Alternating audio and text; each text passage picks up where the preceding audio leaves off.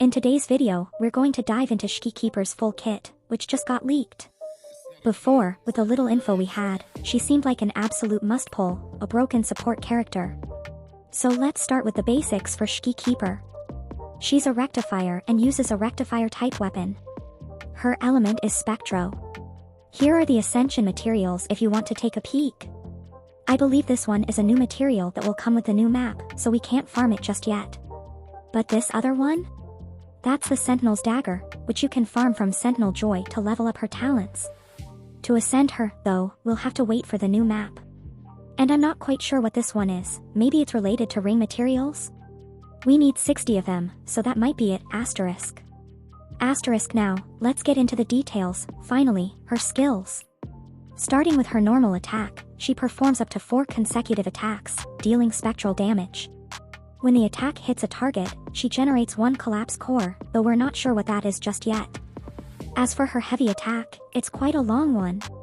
Hold the normal attack button, and at the cost of stamina, she enters release form, which lets her accumulate segments of speculative data every second and automatically collect plant collectibles within a certain range. Wow, that's like an auto-farm mechanic. And if I'm remembering right, that's the butterfly transformation, right? That's actually really cool. You can automatically collect plants, making farming so much easier, asterisk.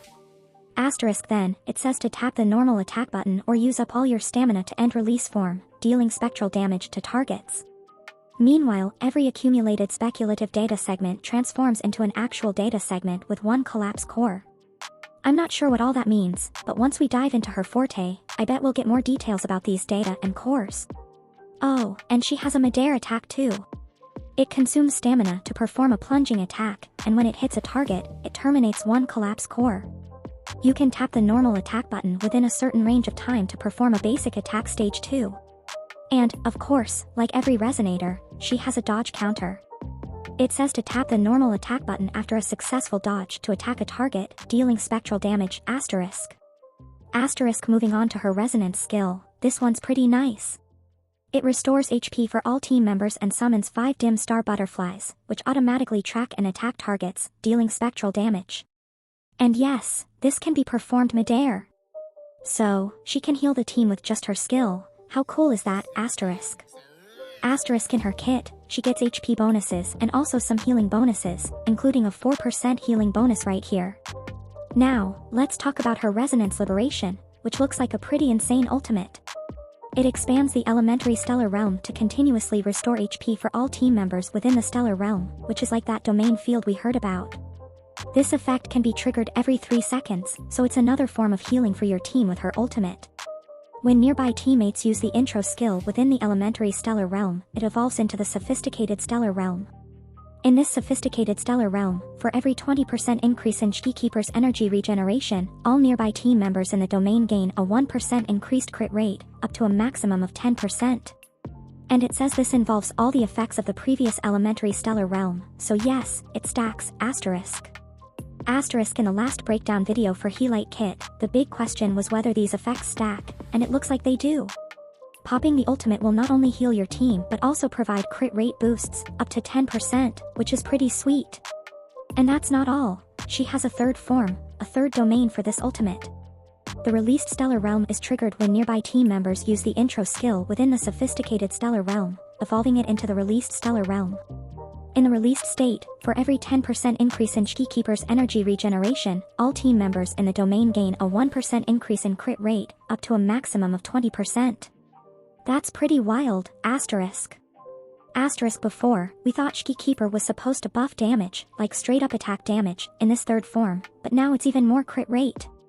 So, that's 30% crit rate, which is insanely high and will make building characters so much easier. It seems pretty easy to do, too. All you need to do is use the intro skills for your different characters within her domain's area, which doesn't seem too hard to manage. You can get that very quickly. And as with the last one, all the effects of the released stellar realm stack over the sophisticated stellar realm. Pretty nice. And when released stellar realm exists, Shorekeeper's intro skill, Enlightenment, will be replaced by the intro skill, Discernment.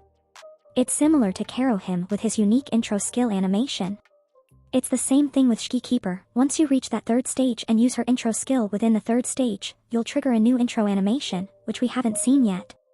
I believe the leaks aren't out for that yet, but once we get the full gameplay, I'll definitely post it on the channel, asterisk. Alright, moving on to the Forte circuit. Whoa, this is quite a long Forte, but let's go over it quickly. She generates a floating collapse core. This is what those collapse cores are.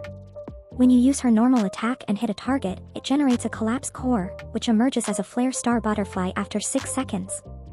Flare star butterflies automatically track and attack targets, dealing spectral damage. If there are already 5 collapse cores, the next time Shki's normal attack hits a target, 1 collapse core will instantly transform into a flare star butterfly. So, pretty good. It seems like she'll actually do a decent amount of damage with this in her kit, transforming a bunch of butterflies to attack the target, asterisk. Next up, we have deduction. When 5 segments of actual data have been accumulated, casting her heavy attack will consume all actual data segments to draw in nearby targets. Basically, you hold down the heavy attack to use her Forte, and all generated collapse cores will instantly transform into flare star butterflies. The collapse cores are basically like cocoons for the butterflies. And we have transmutation. When 5 segments of actual data have been accumulated, casting her mid-air attack will consume all actual data segments to deal spectral damage. Meanwhile, all generated collapse cores will instantly transform into flare star butterflies.